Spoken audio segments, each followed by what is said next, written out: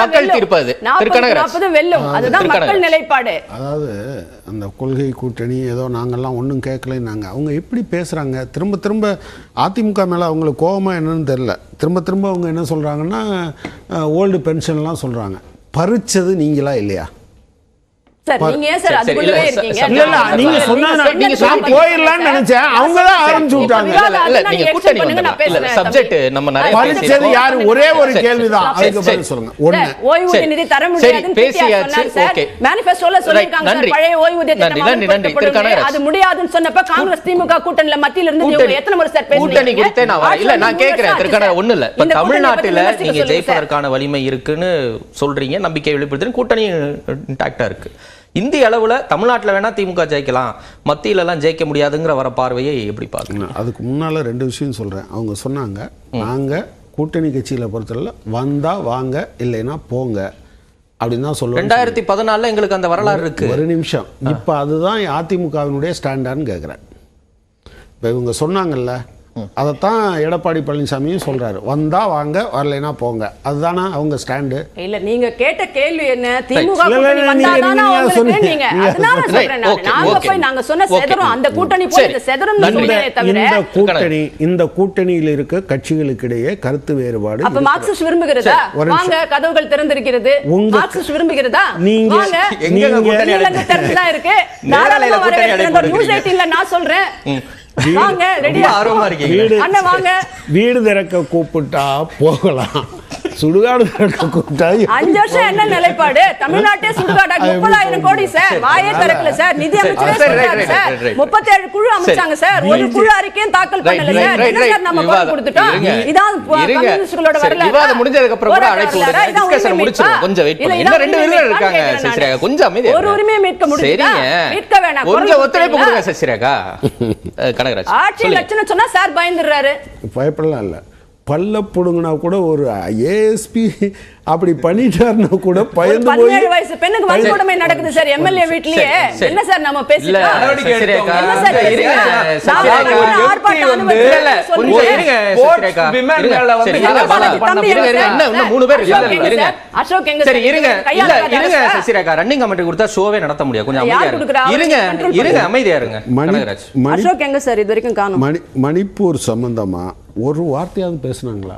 அவங்க நிறைய பேசிட்டோம் சார். எங்க சொன்னோம் சார் அறிக்கை கொடுத்தோம். இல்ல ரன்னிங் கமெண்ட்ரி வேண்டாம், கொஞ்சம் அமைதியா இருங்க சசிரேகா. மணிப்பூரை பத்தி பேசுறீங்கல, இருங்க சசிரேகா, என்ன நீங்க எனக்கு புரியல. கொஞ்சம் அமைதியா இருங்க, கொஞ்சம் அமைதியா இருங்க. 3 பேர் இருக்காங்க இப்படி எல்லாரும். இப்ப அவருக்கு வந்து அவர் பதில் சொல்லுவார், அவர் பதில் சொல்லுவார், எல்லாருக்கும் பதில் இருக்கும். கொஞ்சம் அமைதியா இருங்க. கலாச்சேத்ரா இந்த பெரியெல்லாம் நடந்தது, நாங்க சண்டை போட்டோம். நீங்க என்ன பண்ணீங்க? உங்க ஸ்டேட்மெண்ட் என்ன? பாருங்க என்னதான் கேள்வி கேக்குறாரு, பதில் சொல்லுங்க. கடைசியா ஒரு வார்த்தை சொல்லுங்க. கடைசியா குறிச்சு வச்சு சொல்லுங்க. நீங்க சொல்லும்போது நான் அமைதியா ஷோ பண்ண முடியாது.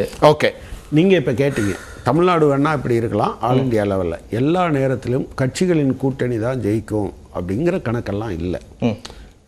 இன்னைக்கு இருக்கக்கூடிய பிரச்சனை என்பது இந்தியாவாக நீடிக்க போகிறதா இல்லையா என்பதுதான் மிக பிரதானமான பிரச்சனை. இந்தியா என்கிற நாடு அதை காப்பாற்றுவது என்று வருகிற போது, அப்போ நீங்கள் என்னன்னா இதை தாண்டி நீங்கள் நிதிஷ்குமார் அவருக்கு அவர் சொன்னதெல்லாம் நான் மறுக்கலை. அதாவது மண்டல் ப்ளஸ் கமண்டல் என்று தான் அவங்க வைப்பாங்க. ஆனால் மண்டலும் எடுபட்டுச்சு, கமண்டலும் எடுபட்டுச்சு. ஆனால் கருவாட்டு சாம்பார் எடுபடாது. கருவாட்டு குழம்பும் நல்லா இருக்கும், சாம்பாரும் நல்லா இருக்கும். கருவாட்டு சாம்பார் வச்சு பாருங்கள், அதுக்கான வாய்ப்பு கிடையாது. அப்படி இருந்தாலும் அது பிரயோஜனப்படாது. ஆக்சுவலாக ஆர்ஜேடி உள்ளிட்ட கட்சிகள் அவங்க பேசுறது வந்து இல்லை இது நமக்கு ஒரு வாய்ப்பு. அங்கே அவங்க என்னதான் செஞ்சாலும் ஒன்றை விட குறைய போகிறதே கிடையாது. ஆர்ஜேடிக்கு இன்னைக்கு எதுவும் கிடையாது. லோக்சபாவில் காங்கிரஸுக்கு மட்டும்தான் ஒன்று இருக்குது. கட்டாயமாக அது இம்ப்ரூவ் ஆகுங்கிறத யாரும் மறுக்க மாட்டாங்கன்னு நான் நினைக்கிறேன், இன்க்ளூடிங் யூபி.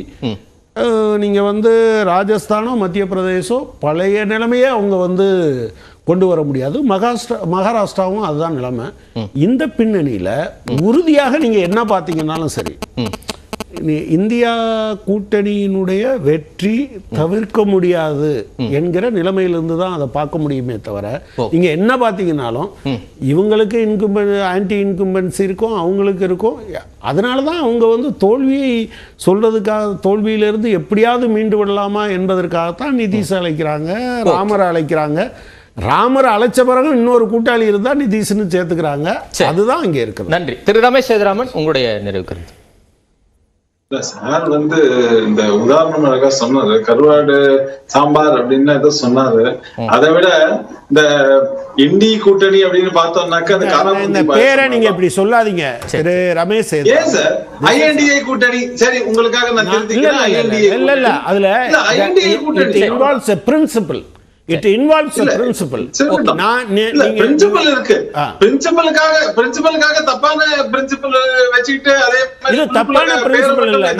நான் என்ன சொல்றேன்னா சார், ஒரு பேரை அத எப்படி உங்க இஷ்டப்படி தான் கூப்பிடணும்னு சொல்றோம். யூபிஎன் சொல்றோம், உங்க பேர் எனக்கு பிடிக்கலைன்னு நான் என்டிஏ சொல்றோம், இண்டான்னு சொல்றது இல்ல.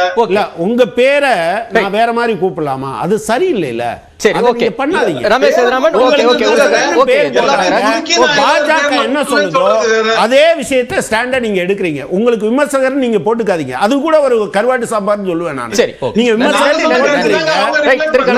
போட்டுக்கிறீங்க கூட்டணி என்று அவர் சொல்வது சரியில்லை. சரி, எதை பத்தி பேசுறாரு? நான் முதல்ல பேசுறேன், நான் அப்டேட் பண்ணேன். ஆனா ஒவ்வொரு முறையும் okay Kanagaraj, okay okay okay. Ramesh Sethuraman, இல்ல அப்டேட் பண்றதுங்கிறதுக்காக இது இன்னும் மரியாதை குறையாவோ மற்ற விஷயங்களை